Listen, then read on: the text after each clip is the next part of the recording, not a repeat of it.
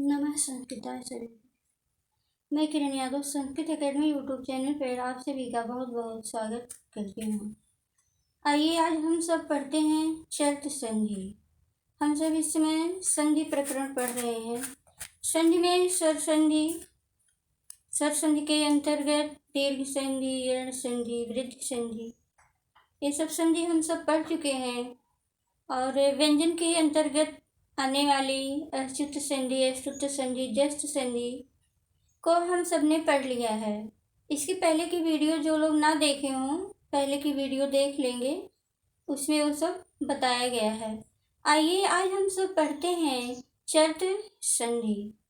चर्त संधि किसे कहते हैं, इसके लिए सूत्र क्या है? सूत्र है इसके लिए खरीचा।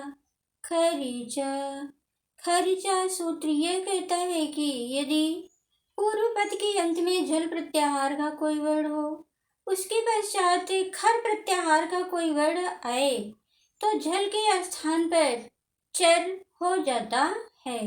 अपने ही वर्गों का पहला वर्ण चर हो जाता है। आइए देखते हैं। संधि का नाम है चर्त संधि। संधि का नाम है चर्त संधि। सूत्र है इसके लिए खरीचा। खरीचा इसकी परिभाषा है खरीचा सूत्र यह कहता है कि यदि पूर्व पद के अंत में, यदि पूर्व पद के, यदि पूर्व पद के अंत में झल प्रत्याहार का, झल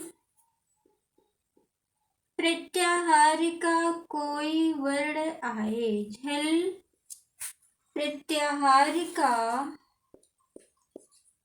कोई वर्ण आए, उसके पश्चात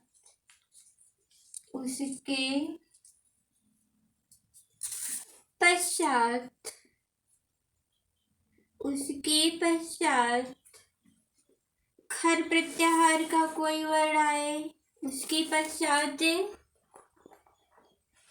खर प्रत्याहार का कोई वर्ण आए, कोई वर्ण आए तो झल के स्थान पर, झल क्या है? झल प्रत्याहार है। झल के स्थान पर चर अपने ही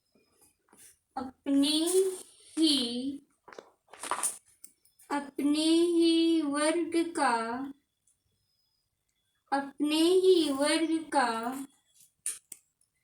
पहला वर्ण हो जाता है। अपने ही वर्ग का पहला वर्ण हो जाता है। संधि का नाम है चर्त संधि। सूत्र है इसके लिए खरीचा। खरीचा खरीचा सूत्र की परिभाषा है यदि पूर्व पद के अंत में झल प्रत्याहार का कोई वर्ण आए, उसके पश्चात खर प्रत्याहार का कोई वर्ण आए तो झल के स्थान पर चर अपने ही वर्ग का पहला वर्ण हो जाता है। अपने ही वर्ग का पहला वर्ण हो जाता है। परिभाषा का स्क्रीनशॉट ले लीजिए। इसके बाद हम सब उदाहरण के माध्यम से आगे बढ़ते हैं, फिर समझते हैं कि चर्त संधि का लक्षण क्या है। हम उम्मीद करते हैं कि स्क्रीनशॉट आप लोग ले चुके होंगे। आइए आगे बढ़ते हैं, देखते हैं उदाहरण के माध्यम से चर्त संधि का लक्षण क्या है। चर्त संधि का लक्षण क्या है।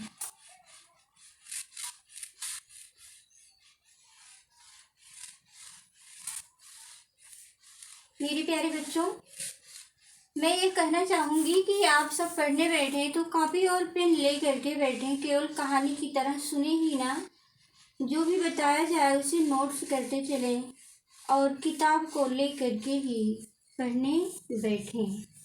आइए उदाहरण के माध्यम से देखते हैं कि चर्त संधि का लक्षण क्या है।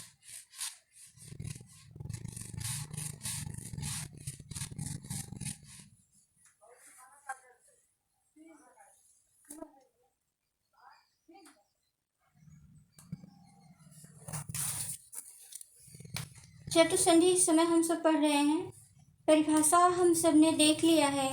आइए उदाहरण के माध्यम से देखते हैं चर्त संधि का लक्षण क्या है। परिभाषा है चर्त संधि के लिए कि यदि पूर्व पद के अंत में झल प्रत्याहार का कोई वर्ण हो, उसके पश्चात खर प्रत्याहार का कोई वर्ण आए, तो झल के स्थान पर चर अपने ही वर्ग का पहला वर्ण हो जाता है। जैसे है सदपात्रम, जैसे है सद धन पात्रम, ये है सद धन पात्रम। ये क्या है, ये सद है, यह पहला पद है, सद पहला पद है, और पहले पद के अंत में दा जो है ये झल प्रत्याहार के अंतर्गत आने वाला वर्ण है। इसके पश्चात पात्रम का पा जो कि खर प्रत्याहार के अंतर्गत आता है, और इसका लक्षण क्या है, पूर्व पद के अंत में झल प्रत्याहार का कोई वर्ण हो और बाद में खर प्रत्याहार का कोई वर्ण हो, तो झल के स्थान पर चर अपने ही वर्ग का पहला वर्ण होता है। तो यहाँ यह दा जो है ता वर्ग का तीसरा वर्ण है, और इधर पात्रम का पा जो है खर प्रत्याहार के अंतर्गत आने वाला है। तो चर्त संधि का जो लक्षण है, खैरिचा सूत्र जो कहता है उसका लक्षण यहाँ पर विद्यमान है। तो चर होगा यहाँ पर, चर ये क्या है, चर प्रत्याहार है, चर प्रत्याहार है। तो यहाँ द के स्थान पर अपने ही वर्ग का पहला वर्ण, तो यह ता वर्ग का तीसरा वर्ण है, इसलिए अपने ही वर्ग का होगा, तो ता वर्ग का तीसरा वर्ण है, इसलिए ता वर्ग का पहला वर्ण ता हो जाएगा। द के स्थान पर ता हो जाएगा। इधर है पात्रम, इधर है पात्रम। अब इसी को आप मिला दीजिए, इसी को मिला दीजिए तो बन गया सत्य पात्रम। जैसे है सत्कार, सदधन, सदधन कार्य है, यहाँ पर सदधन कार्य है। ये दा जो है तावर का तीसरा वर्ण है और झल प्रत्याहार के अंतर्गत आने वाला है। कार्य का जो है खर प्रत्याहार के अंतर्गत आने वाला है, इसलिए दा के स्थान पर ये ता हो जाएगा। इधर कार्य है, ये कार्य है। अब इसी को मिला देंगे तो बन जाएगा सत्य कार्य, सत्य कार्य। सत्पात्रम, सत्कार्य कि आप लोगों ने देखा कि खरिचा सूत्र जो है चर्त संधि के अंतर्गत आने वाला है, और खरिचा सूत्र की परिभाषा है यदि पूर्व पद के अंत में झल प्रत्याहार का कोई वर्ण हो, उसके पश्चात खर प्रत्याहार का कोई वर्ण आए तो झल के स्थान पर चर अपने ही वर्ग का पहला वर्ण हो जाता है। जैसे आप लोगों ने देखा, सत्कार्य है, सत्पात्रम है,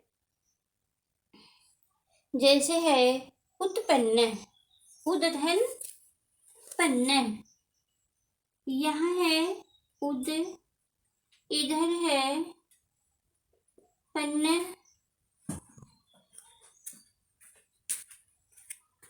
ये पा जो है खर के अंतर्गत आने वाला है। खर क्या है? खर प्रत्याहार है। ये उद का दा जो है झल के अंतर्गत आने वाला है। तो जो चतुर्थ संधि का लक्षण है, खर्चा सूत्र की जो परिभाषा है यहाँ पर विद्यमान है, इसलिए दा के स्थान पर क्या हो जाएगा? अपने ही वर्ग का होना है ना, तो ता हो जाएगा। इधर पन्न है, अब इसी को मिला दीजिए तो बन गया उत्पन्न। उत्पन्न जैसे है उत्पन्न है, और संपत समय है, दिग्पाल है, दिग, जैसे है दिग, ये है दिग्धन पाल है, दिग्धन पाल है।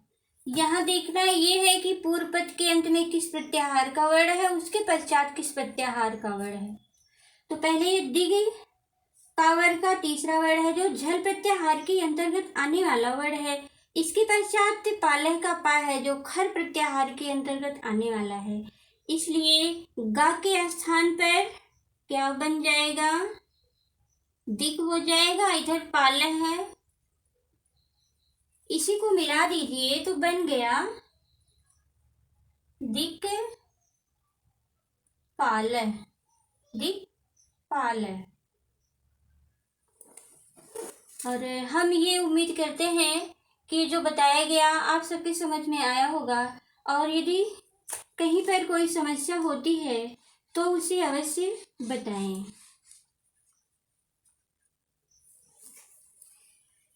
मेरे प्यारे बच्चों, मैं यह उम्मीद करती हूँ कि जो भी बताया गया समझ में आया होगा। यदि एक बार में ना समझ में आए तो वीडियो को 2 बार 3 बार देखें, और फिर भी देखने में कहीं पर कोई भी समस्या होती है तो कमेंट के माध्यम से अवश्य बताएं। और लास्ट में मैं यह कहना चाहूँगी कि यदि वीडियो अच्छा लगे तो मेरे चैनल को लाइक करें, सब्सक्राइब करें, शेयर करें, और कमेंट के माध्यम से यह अवश्य बताएं कि वीडियो कैसा लगा। और अब हम इस क्लास को यहीं पर विराम देते हैं। मिलते हैं अगले क्लास में, तब तक के लिए नमः संस्कृता।